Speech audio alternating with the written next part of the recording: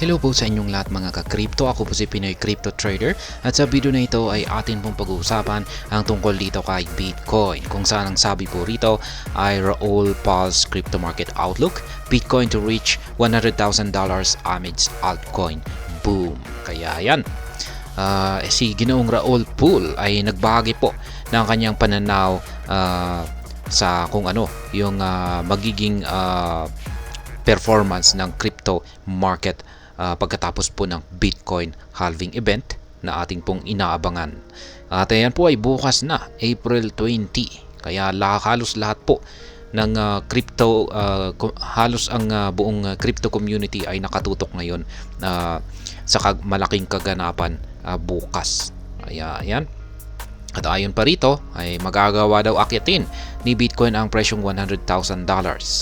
At kasabay nito ay sasabog din daw ang mga altcoins. Kaya yan, bago po tayo magpatuloy ay nais ko lamang po munang bigyang linaw ang aking disclaimer kung saan ang nilalaman po ng video na ito ay hindi po ito isang financial advice.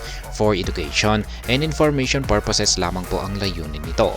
Maliban po dito ay nais ko na rin pong magbigay babala na wala pong kahit anumang group chat ang Pinoy Crypto Trader. Ayan, sabi rito, the cryptocurrency market is moving fast, even faster than the internet did. Despite recent ups and downs, experts are positive about its future. Ayan, mabilis daw po na gumagalaw ang cryptocurrency market. Ibig mong sabihin ay mabilis na nadi-develop or nag-i-improve. At mas mabilis pa yung development nito kumpara sa internet. At sabi dito, kahit na ito ay nakakaranas ng mabilis na pag-angat at pagbagsak sa presyo, ay maraming mga eksperto na ang mga cryptocurrency ay magbibigay ng positibong resulta sa hinaharap. But everyone's talking about the upcoming Bitcoin halving event in 2024, which could send prices soaring again. Ayan po. Ngayon ay pinag-uusapan na ngayon ng buong community ang magaganap na napakalaking event bukas, kung saan ay ang Bitcoin halving event ngayong taong 2024. Sapagkat yung Bitcoin halving na event na ito ay posible po na ito yung magdulot para umangat or magsiakyatan ang mga presyo ng buong halos lahat ng cryptocurrencies. Kaya yan, sabi rito ay analyst like Eric Balcunas po ito, say the slowdown of Bitcoin funds is temporary and things will pick up soon. Despite the downtrend, analysts say Bitcoin could touch 1 million by year end. Ayan, si Ginoong Eric Balcunas. Sabi niya ay nag-i-slow down lamang po itong si Bitcoin. Ibig pong sabihin, kung pag nag-i-slow down daw ay ayan, yung kanyang nararanasang pagbagsak ay temporary lamang daw po. Ayan, kaya wag po tayo mag-alala sapagkat temporary lamang yan. At sabi niya rito ay makakabangon rin itong si Bitcoin. At sabi pa niya rito, ito pa yung matindi na pahayag ni Ginoong Eric Balcunas. Sabi niya ay bago matapos ang taong ito, taong 2024, ay magagawang patamaan ni Bitcoin ang presyong $1 million. Kaya ang tindi ng prediction dito ni Ginoong Eric Balcunas. Bitcoin to hit $1 million.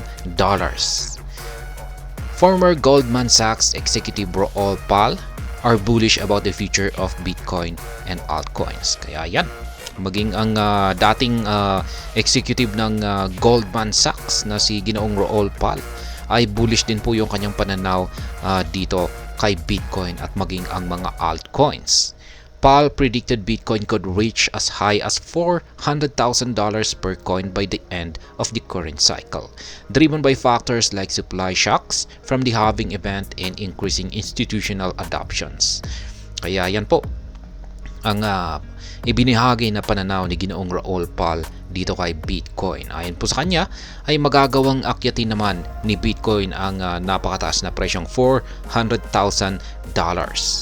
At magagawa na po ito ni Bitcoin bago matapos ang kanyang kasalukuyang market cycle na ito. At ang Dahilan daw po kung bakit magagawang akyatin ni Bitcoin ang ganito kataas na presyo ay dulot po ng Bitcoin halving event at yung patuloy na dumaraming mga institutional adoption nito. The optimistic projection is underpinned by factors such as the upcoming Bitcoin halving event and growing institutional interest in digital assets. Ayan po ulit. Yung magdudulot sa napaka-optimistic na projection dito ni Ginoong Raul Pal ay yung Bitcoin halving bukas. Yan na magaganap bukas. At syempre, yung patuloy na lumalagong interest ng mga institutional firms. With such widespread adoption, Paul believes Bitcoin's price could easily soar to $1 million. Kaya yan. Dahil daw po sa patuloy na lumalagong adoption ni Bitcoin ay ayon po kay Ginoong Paul ay siya po ay naniniwala na na ang presyo ni Bitcoin ay magiging napakadali lamang po sa kanya na akyatin ang presyong $1 million. Paul believes that achieving $1 million Bitcoin price was once hard to imagine, but now it seems possible. He thinks that although Bitcoin is currently lagging, the cryptocurrency market is poised to surge after the halving event. Kaya ayan. Ayon po ay Ginoong Paul ay kung noon ay mahirap paniwalaan na aakyatin ni Bitcoin ang presyong $1 million. Pero ngayon ay napaka-posible na po. At maliban po rito ay sabi po niya ay lagging daw po kasi itong si Bitcoin. Kung pag sinabi po nating lagging ay medyo nadidelay or nahuhuli yung kanyang reaction. Parang delayed reaction itong si Bitcoin. Yan. Pero sabi niya ay ang buong crypto market ay handang-handa na raw para sumabog.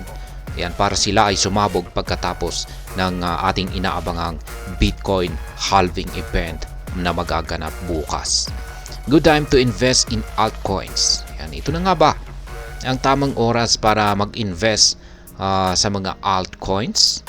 Paul went beyond Bitcoin, calling for an extraordinarily bullish seasons for altcoins. Kaya ayan, hindi lamang po si Bitcoin ang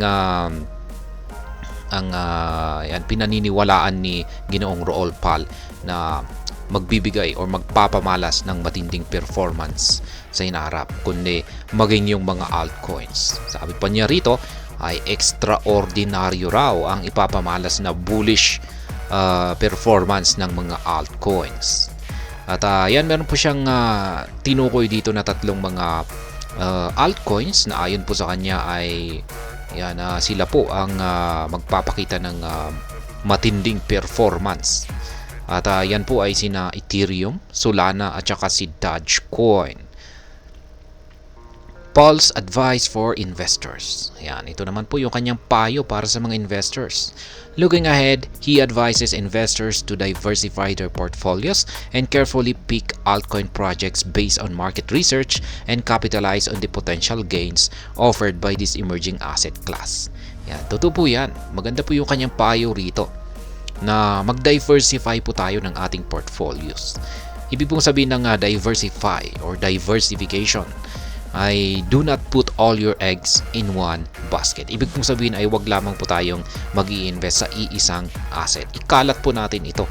At syempre, gamitan po natin ito ng do your own research. Sariling pagre-research natin. Ayan. Syempre, maglaan naman po tayo ng oras para i-research natin yung mga may potential na mga altcoins. Yan ang posibleng magbigay po ng kita or marami naman po magagandang mga altcoins diyan. Pero yung pinipili po natin ay yung mga altcoins na malaki talaga yung kanilang maibibigay na gains or kita. Overall, he urges investors to see long-term scope rather than short-term profit making. Yan, totoo po yan. Mas yung mga long-term holder ay sila po talaga ang mas malaki yung kanilang kinikita or kayang kitain kumpara sa mga short term lamang. Kaya ayan, kung talagang malaki po talaga ang balak nyong kitain ay mas maganda po talaga yung mag long term na lang. Ayan, mag long term na lang po tayo. Pero pag short term ay yan po yung hindi gaanong tatagal sa ating kamay yung ating mga assets. Yan, tinitake profit natin kaagad. Ayan, na hinihikayat po niya na ang lahat ng mga investors ay ang ating titignan ay yung long term na magiging performance ng isang asset, at wag lamang po yung short term na performance nito. Siguro yung mga pang short term ay ito po yung mga meme coin. Yan, kasi meron pwede ka talagang kumita sa mga meme coin, lalong-lalo na yung mga bagong labas na mga meme coin. Ayan. Pero pagkatapos po ng launching nito or hindi gaano magtatagal ay yan, babagsak na kaagad yan. Kaya yan po yung mga pang short term. Pero kapag altcoin po kasi ay habang tumatagal ay pataas yan ng pataas, lumalago ng lumalago. At yan po ay nakadepende sa kung ano talaga yung kung ano yung meron ito, or ano yung features nito, kung ano yung mga gamit, utilities nito. Kaya yan po ang kaibahan po kasi ng altcoin sa mga meme coins. Ayan, kapag meme coins ay pwede po nating i-short term yan. Kapag mga altcoins ay tingnan po natin yung kanyang long term scope. At hanggang dito na lamang po tayo sa video na ito. Sana po ay inyong nagustuhan ang aking paliwanag dito. Kung inyo po itong nagustuhan, pag-click lamang po ang like button nito. Para naman po sa mga bago lamang dito, kayo po ay aking inaanyayahan para mag-subscribe. Pag-click na rin po ang bell icon nito dahil ito po ang siya magsisilbing notification nito sa mga bago kong videos na akin pong ina-upload sa aking YouTube channel na ito. Marami pong salamat sa panonood. Ingat po tayo lagi at God bless po sa ating lahat.